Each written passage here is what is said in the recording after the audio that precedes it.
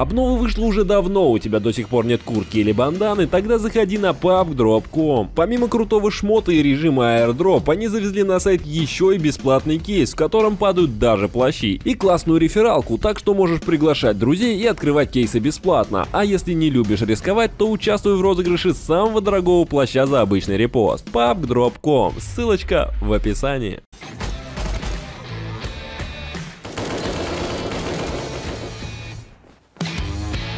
Всем привет, с вами Фил. Ну как вы, мои друзья, уже смирились с тем, что решает будут искоренять из игры? У меня для вас есть новенькие новости. Обновление античита, про которое я говорил в прошлом видео, планируется на основных серверах уже на следующей неделе. Похоже, разработчики уже заканчивают над ним работу, и сегодня они делятся с нами всем тем, что произойдет в PUBG после его внедрения в игру. Конечно, следует понимать, что это не окончательная версия, а лишь первая разработка новой системы. В будущем она будет дорабатываться и изменяться.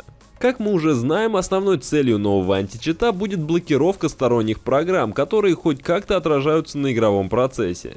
Сейчас в список этих программ попал Reshade, но разработчики, похоже, уже получили волну негатива на этот счет и написали, что безвредные программы будут со временем возвращены в игру. Прямой отсылки к Reshade, конечно, тут нет, но я думаю, намек точно на него.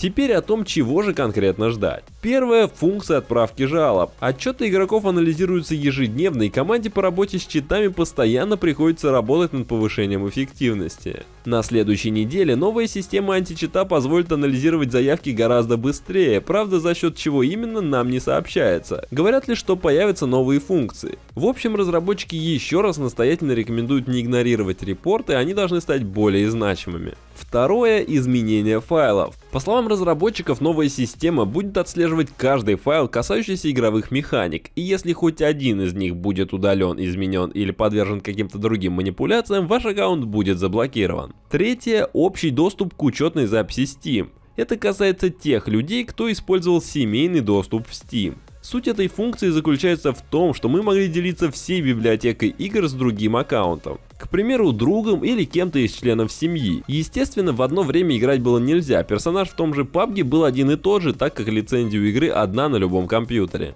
И разработчики приняли решение убрать эту возможность. Теперь, если вы, как и раньше, будете делиться с кем-то играми через семейный доступ, в библиотеке игр другого аккаунта PUBG не будет. По словам разработчиков, они нашли в данной функции уязвимость и поэтому вынуждены ее запретить.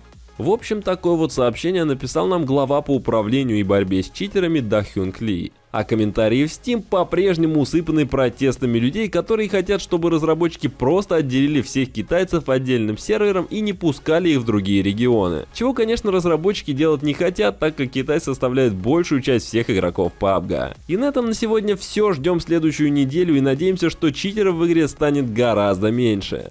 Большое спасибо каждому, кто посмотрел это видео, нажал лайк и подписан на мой канал. Удачи вам на полях сражений PUBG. Пока-пока.